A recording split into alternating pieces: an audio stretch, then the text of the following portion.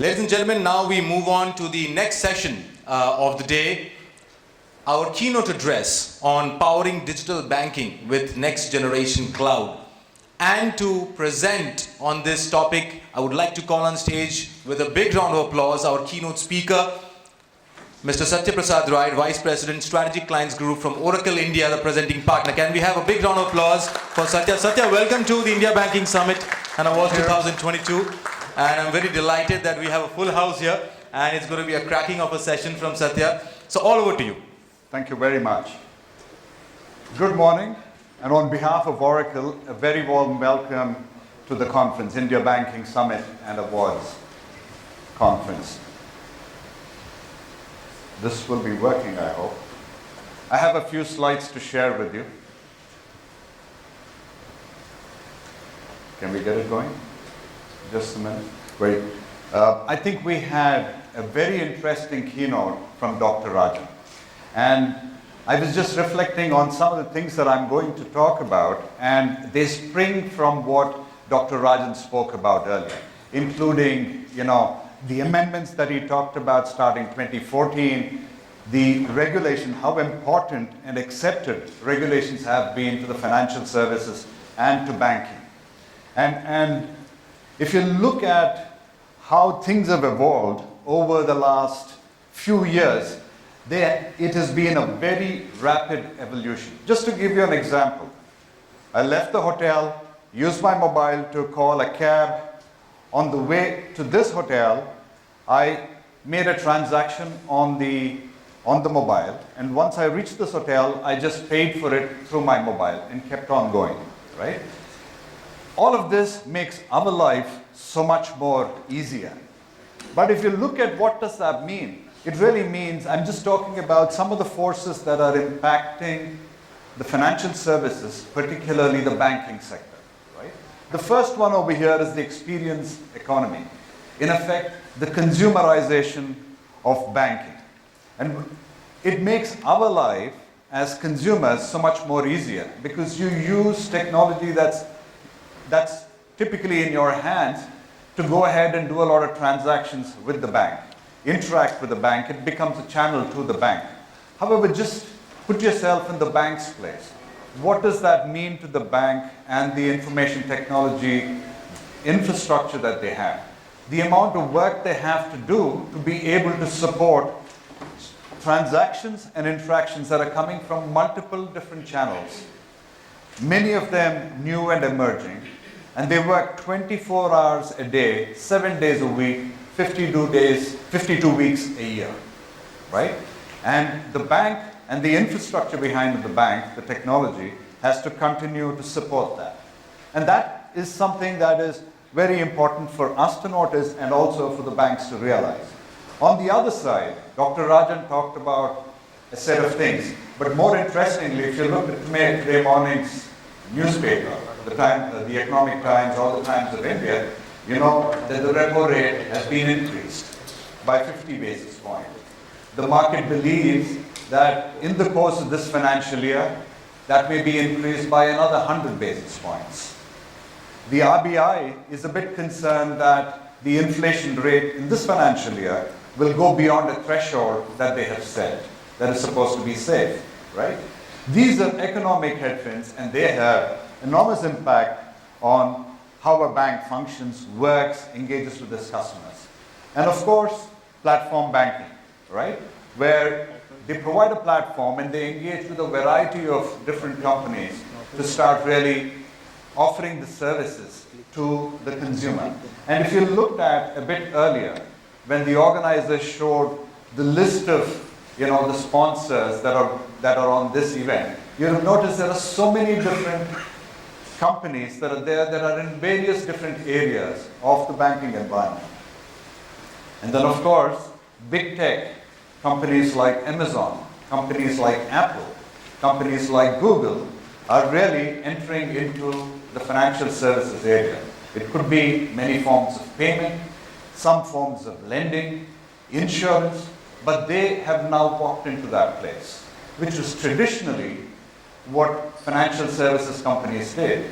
The difference is that the big tech does not have to worry about compliance. It does not have to worry about regulations. And therefore, the banks themselves need to figure out how to compete and in some cases collaborate with these big techs. And of course, regulations and securities, Dr. Rajan spoke about that, and definitely the very rapid acceleration of technology, right? And that is really beginning to impact many of the banks.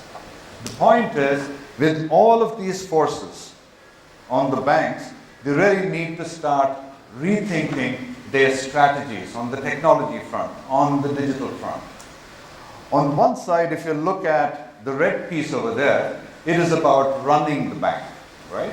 What is the technology, what is the digital stuff that they use to run the bank as they did some years ago, many years ago. But because of all of these forces, they also need to start thinking about how they change their bank so that they are able to be current, modern, and compete with a whole lot of other people. They could be neobanks, they could be digital banks, they could be fintechs, they could be big tech. But they need to be able to not just compete with them, and in some cases collaborate and work with them together. And all of this in the change the bank means that you're really transforming a lot of your technology infrastructure, your processes, your tools, and most importantly, your mindset and culture to be able to change the bank. And also think about the fact that, running the bank costs a lot, changing the bank is on top of that. So the banks have to figure out how they continue to be profitable, deliver very good results to the market, but also investing in changing the bank so that they continue to transform, be up to date, and be as agile as any of the other people that are in that space. The run the bank, of course, is really about efficiency and about how we manage the risk and the regulations. The good thing is, in the last few years, we've got newer technologies that help the bank work towards changing the bank, create the right kind of infrastructure, digital and cloud technologies. And that has rapidly evolved and is now very mature. And it has all of these benefits that comes along with that, whether it's about accelerating innovation, delivering new offerings, being able to track a customer journey entirely, increase agility and responsiveness. Frankly, as a customer of a bank, I expect them to do what I want, as quickly as I want, whenever I want, right? Anything less, I can just go out there and complain on Twitter, saying, hey, this is not good enough for me. And the bank has to go and quickly react to that. Of course, it also helps in terms of reducing IT spend. But the point is, are the banks becoming sufficiently competitive? Are they really getting the benefits or reaping the benefits of moving to the cloud and adopting digital technologies? I think they have not fully realized the benefits. The reason why they haven't fully realized the benefits is because they are still looking at using the cloud and the digital technologies in the periphery, right? That gives you a bunch of benefits as a bank. But is that benefit something that would really help transform and become the kind of bank that is very agile, innovative, and ready enough to compete with anything that comes in the way? And the reason why they haven't gone beyond the periphery to the core, to the mission critical applications, and look at digitizing or moving them to the cloud is, I'm just bucketing that into 4 areas. The first is paying off your technical debt. It's really about all the investments that you've made in technology that has served you well, will continue to serve you true, but it becomes a reason for why you stop investing in newer stuff. How do you make sure you are able to pay off your technical debt? Then, of course, the IT infrastructure in any bank is enormously complex, right? How do you manage that complexity in terms of migrating what is super critical for you, the mission critical applications, onto the cloud? And it also takes a bold management and IT organization to take that decision. That doesn't happen easily. I mean, they've got to make sure they run the bank while they change the bank, right? And then, there is a cost associated with this migration. And that cost associated with the migration is on top of what they're already spending over there at the bank, right? And finally, RBI has these very strong guidelines for data residency. And in some cases, even if the data center is in India, they are concerned about that. How do we address all of these things? So these broadly 4 points is what is really restricting banks from moving the digitization of their technology on the periphery to mission critical and central applications, core applications. So because we worked with banks in India, financial services companies in India, and across the globe, many of the largest organizations, most complex IT infrastructure, and many of the banks still run their entire operations on Oracle. We've distilled all of that and come up with a set of ways by which you can really look at moving the core mission-critical applications to be much more agile, much more innovative on the cloud. So for example, what about the technical debt? The truth is, you can't just write away the technical debt. So you've got to plan for a 2-year or a 3-year journey by which you're able to transition your existing mission-critical applications into a cloud-native environment. And what Oracle does is that we have a set of processes and tools by which we can do that. Plus, we also help you take advantage of what you've already invested in Oracle with the bring your own license methodology so that you continue to use the technology that's worked for you, but you use that on the cloud and get the benefits of the cloud. In terms of the technical complexity and the cloud culture, it's really about changing the way people think, but also about giving the banks, in some cases, an intermediary step, which could be in the form of a hybrid system that has the benefits of on-premise security, meeting the regulations, but are also able to start moving your applications to the cloud, right? And of course, we have a set of tools that we've done through all the intelligence across the world in terms of helping the banks figure out how they can assess their readiness and decide which of the core applications they can move to the cloud. Obviously, there is a cost associated with all of this, and in that space, what Oracle's done is we have the true cloud economics, a framework with which you can look at how cost effectively you can move your key applications to the cloud. Plus, we have Oracle Cloud Lift Services, which helps you move your key applications to OCI, which is the Oracle Cloud Infrastructure. Or for that matter, there is a program called SOAR, S-O-A-R, that helps move, for example, your ERP to the Fusion cloud-based SaaS ERP. And then finally about, the risks and regulations. If you think about a core banking application, that is the one that everyone in a bank wants to hug and hold tight, right? How can we help them, really enable them to make this a cloud-ready application, but give them the confidence that they are very close to it? There are different constructs that Oracle has that helps you address that. Gives you the entire benefits of public cloud, but be able to do that at your data center. And what I really wanted to share with you was one simple example of how we've done this kind of work at one of our clients, and that client really is Deutsche Bank, the German giant that's present across the world. They have a very large Oracle database infrastructure, spread at thousands of databases over there. And we've signed up with them for a multi-year journey.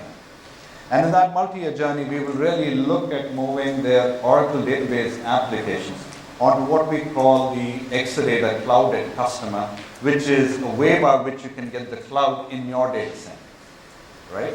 And this move has been very, very rapid. Within about 5 months of signing the contract, hundreds of databases have already been moved, and they're continuing to accelerate that. The benefit that the bank gets is these applications that have been developed over the last 10, 20 odd years are now being modernized, moved into a cloud infrastructure, but at their data center so that they can better get the benefits of the cloud, be much more agile and innovative in the world. This is a list of some of our customers in India that have embarked on a cloud journey, right? Whether it be Bajaj FinServ, who've used our applications and also our Oracle Cloud Infrastructure and Exadata Cloud customer, ICICI Bank, HDFC Bank, Punjab National, banks and financial services organizations of various different sizes, right?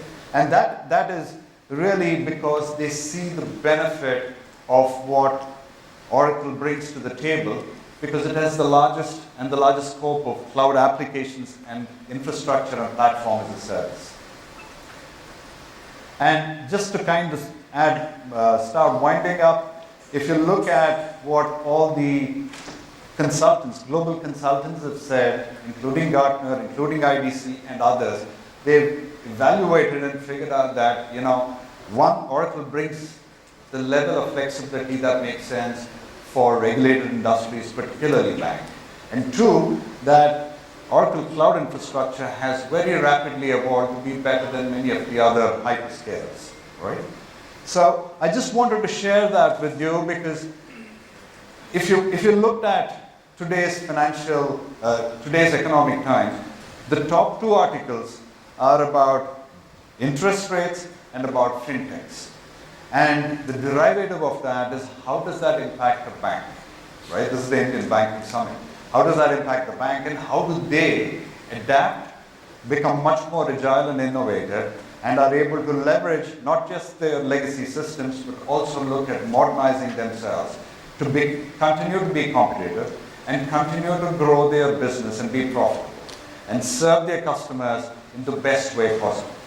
I think many of the sessions that are planned for today and tomorrow address many of the things that I briefly touched upon. It's going to be fairly interesting couple of days, and I look forward to catching up with all of you in the course of the next couple of days. Thank you very much, and enjoy the conference. Sathya, to please be on stage. Sathya, don't leave yet. So fantastic session from Sathya Prasad Rai, Vice President, Strategic Clients Group, Oracle India, on powering the digital banking with next generation cloud. Now I would like to call on stage Mr. Krishnamurthy Swaminathan, CDO from ESAP Small Finance Bank, to kindly do the honors of felicitating Sathya here.